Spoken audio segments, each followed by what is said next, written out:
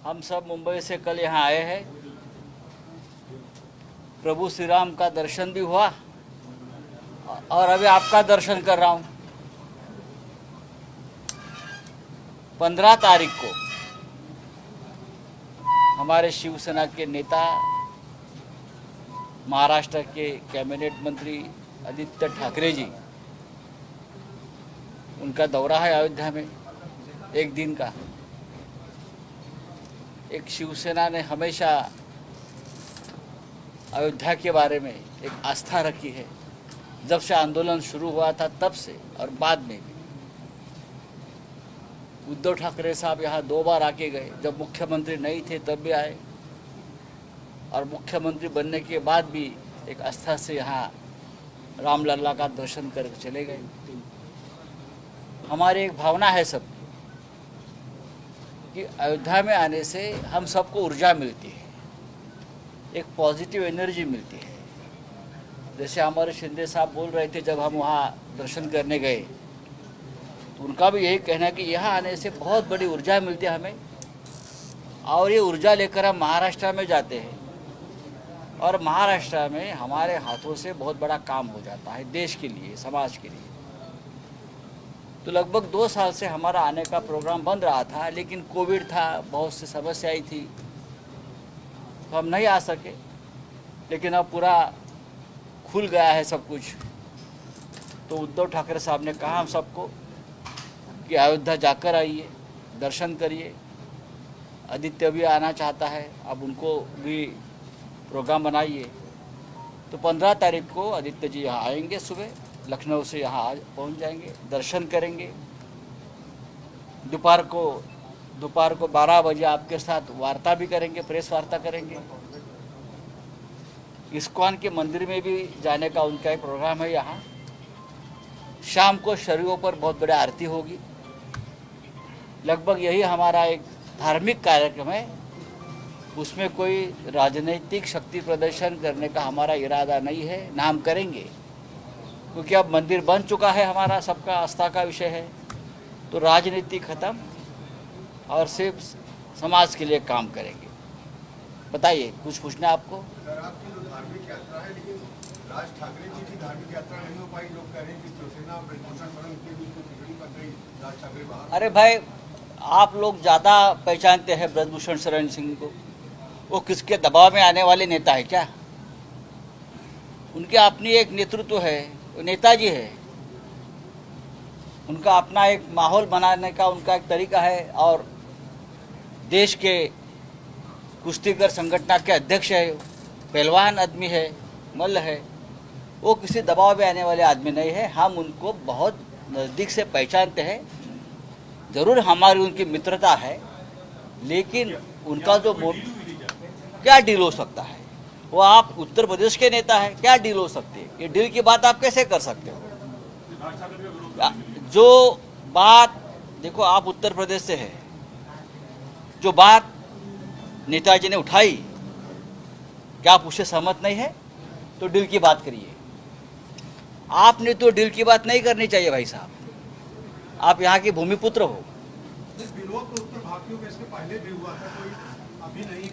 आप ये सवाल जो सवाल आप हमसे पूछते हैं, वो सवाल आप योगी जी से पूछना चाहिए। वो सवाल आप भारतीय जनता पार्टी के नेताओं से पूछना चाहिए। सबसे ज़्यादा विरोध राज ठाकरे जी को किसने किया था? हमारा तो कोई मकसद ही नहीं है। अयोध्या में तो आस्था का मंदिर है सबका, लोग आ सकते हैं, लोग जा सकते हैं, पूरे विश्व से लोग आते हैं यहाँ। भाई ऐसा है, ये जो यहाँ जो हवा कोई बना रहा है ना, उनको महाराष्ट्र की राजनीति के बारे में बहुत कम जानकारी है। महाराष्ट्र में महाविकास आघाड़ी के 4 उम्मीदवार हमने खड़े किए हैं, और 4 ही उम्मीदवार जीत कर आएंगे, उसमें से 2 शिवसेना के हैं। कोई निर्दलीय नाराज नहीं है। मेरे बाजू में एकनाथ शिंदे साहब बैठे हैं, उनका ज़्यादा संबंध है, वो बात करेंगे। आप बात करिए शिंदे जी। नहीं, ठहरिए, शिंदे साहब बात करेंगे। ठहरिए। हाँ, नहीं, आपका जो मुद्दा निर्दलीय के बारे में आपने मुद्दा यहाँ पर रेज किया है, इसके बारे में मैं बताना चाहता हूँ। मैं एक नगर विकास मंत्री हूँ और हम लोग सभी लोग मुख्यमंत्री जी के मार्गदर्शन में वहाँ काम करते हैं। पिछले 2.5 साल में कोविड का संकट हो या विकास की बात हो, उसमें तो हमारे महाविकास आघाड़ी के सभी विधायक जो है साथ में है, और जो निर्दलीय है, अपक्ष जो है, उनको भी उनके चुनाव क्षेत्र में जितने भी काम करने थे, विकास के हो या उनकी जो प्रश्न हो, उसको हल करने का काम पूरी तरह किया है। इसलिए इसमें कोई तथ्य नहीं है, इसमें कोई सत्य भी नहीं है। जो निर्दलीय है, जो अपक्ष विधानसभा सदस्य है, वो हमारे साथ है। और जैसे राउत साहब ने कहा है कि हमारे शिवसेना के 2 जो राज्यसभा उम्मीदवार हैं, वो पूरी तरह भारी वोटों से जीतेंगे। महाविकास आघाड़ी के सभी 4 लोग जीतेंगे, इसमें कोई बात सच्चाई नहीं है। बात ऐसी है, आप कहते हो कि निर्दलीय जो हमारे विधायक है वो नाराज है। अगर मैं ये कहूँ कि भारतीय जनता पार्टी के समर्थन वाले जो लोग हैं वो भी नाराज है और हम वोट करने वाले हैं, तो क्या आप विश्वास रखेंगे? ये बात होती है हर चुनाव में, चाहे विधान परिषद हो चाहे राज्यसभा हो। इस प्रकार की बातें लोग सामने लाते हैं। 10 तारीख को उसका फैसला हो जाएगा कौन किसके साथ है। देखिए, हम हमेशा गंभीर रहे हैं, हम कोशिश भी करते रहेंगे।